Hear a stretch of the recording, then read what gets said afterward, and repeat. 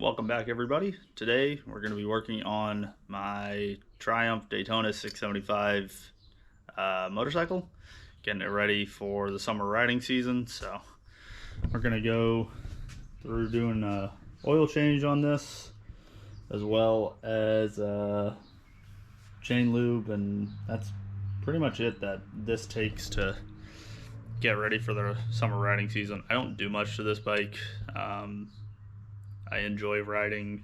It's just a fun mode of transportation for me. So we're gonna get it all ready and do that. So let's get it up on a rear stand and move it around a little bit so I have a smidge bit more room to work on this. And yeah, we'll dive into this.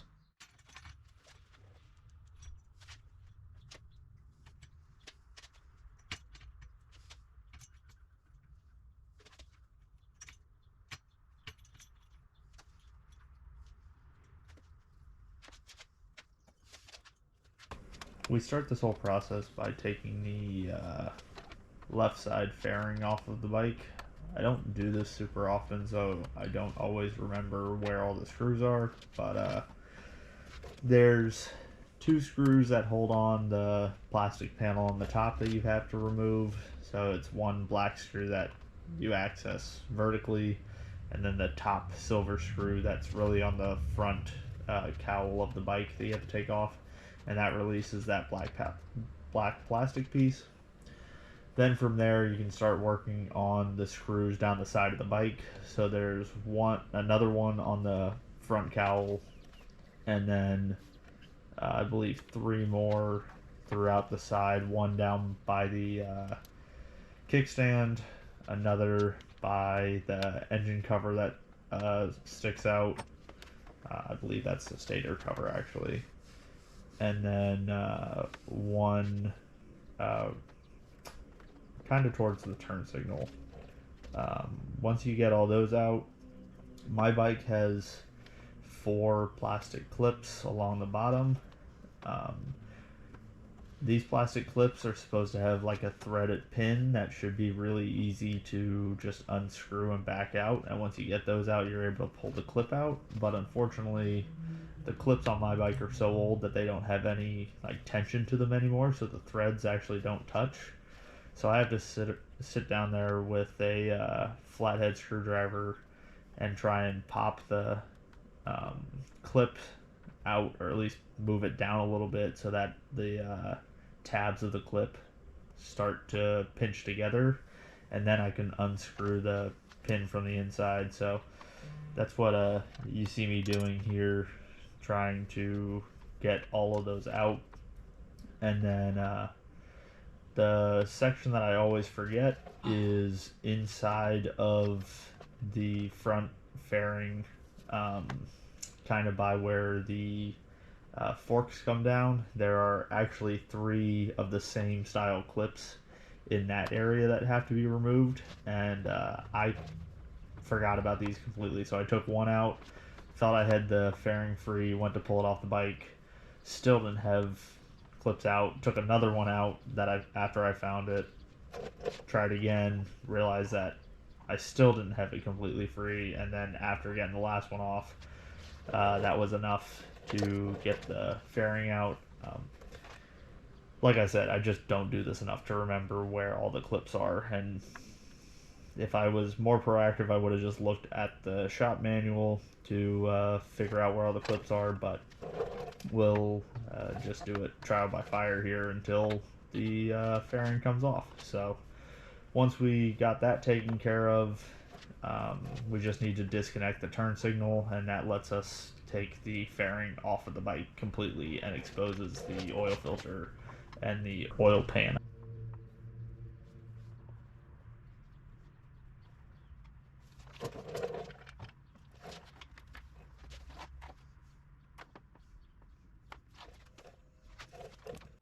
So one of the nice things about this bike is you can get away with just taking one fairing off. So oil filter, drain plug, they're all in the same vicinity. You also have the luxury of not dripping crap all over your header with how this is set up. So I've worked on some bikes that this is a messy, painful job. Thankfully, Triumph thought about it and didn't make it that way. So we're gonna drain the oil out of this, crack the filter off, and then start putting some fresh stuff back in it.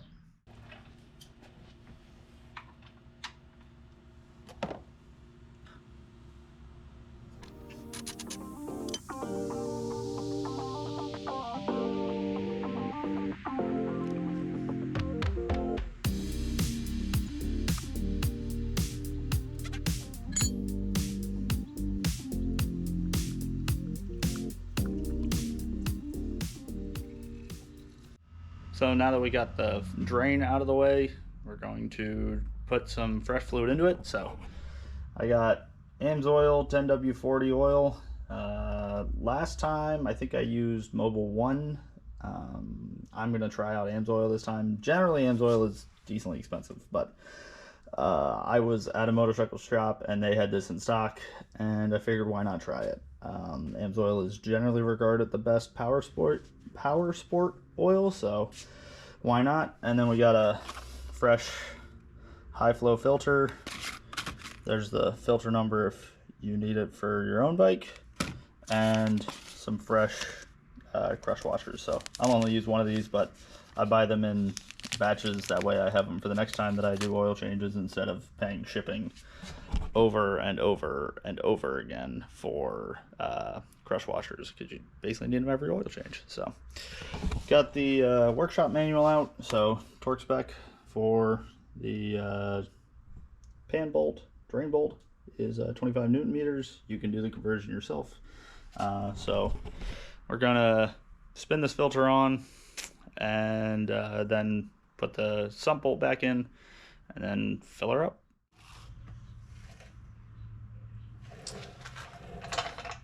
One thing to note, I've never used HiFlo filters before. I've generally used K&N in the past. This already comes pre-lubricated, so you don't need to do the trick of running your finger around it with motor oil. So that's kind of nice.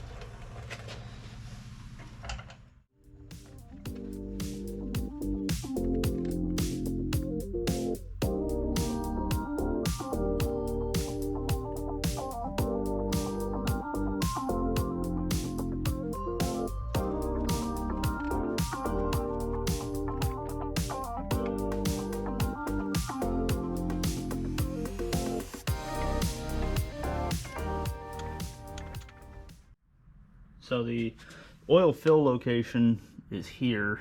The dipstick location is actually down here. So a little different than some other bikes.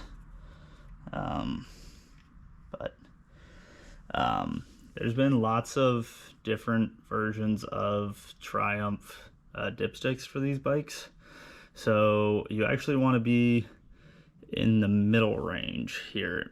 Looks a little odd given how they've done it with a gradient like all the way up and then the two marks. So you want to be in between the two marks. If you're all the way up here, it's over full. If you're all the way down here, it's empty, which obviously mine reads empty. I just drained it. So we're gonna dump some of this fresh Amsoil motor oil in. The book says the capacity should be around 2.6 liters, so we'll dump like 2.5 bottles in and then run it for a little bit and see if it needs more.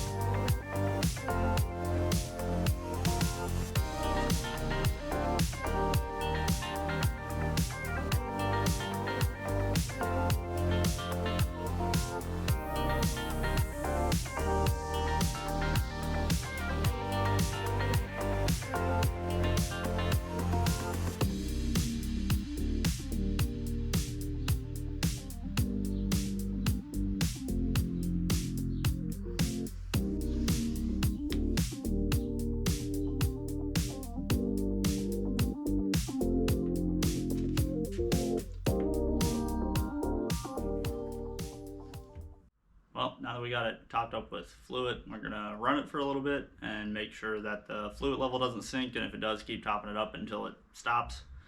Obviously, like, it's gonna use some fluid to fill the filter housing, so and while it's running, I'm gonna go ahead and put some lube on the chain so that that doesn't grind too much.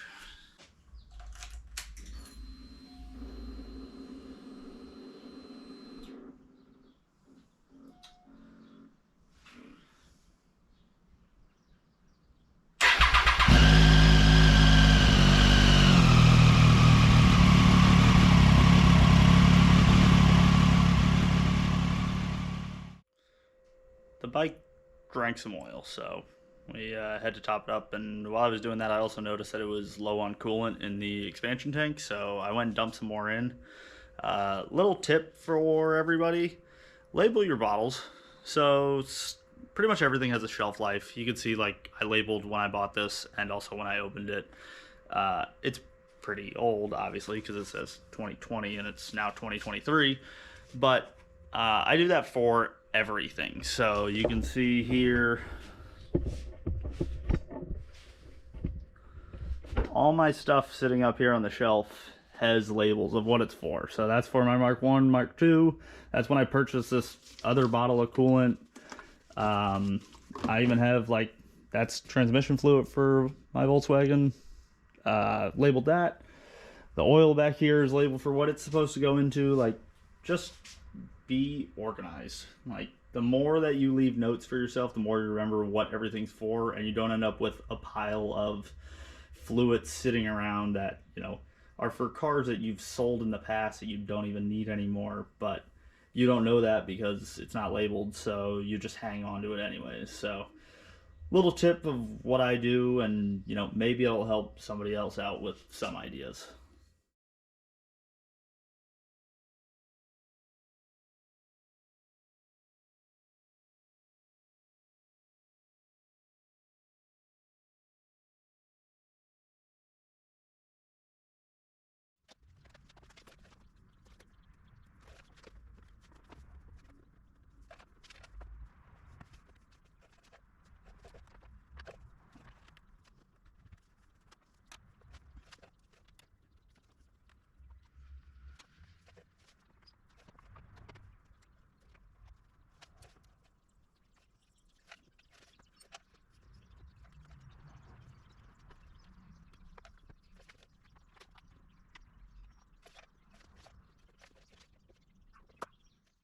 Well, there we go. She's all ready for the riding season this year. It didn't take much. I don't put a ton of miles on this bike, so it's usually like every other year that's a really big service. So thankfully this year was one of the little ones, and that's gonna wrap it up. But before I end the video, I'm gonna give you guys a little rev of this thing. I love triples, 3-cylinder motors. And I just think this sounds sweet. So we're gonna wrap this up with a quick little rev. Seems that it's kind of warmed up from idling, waiting for the oil to cycle.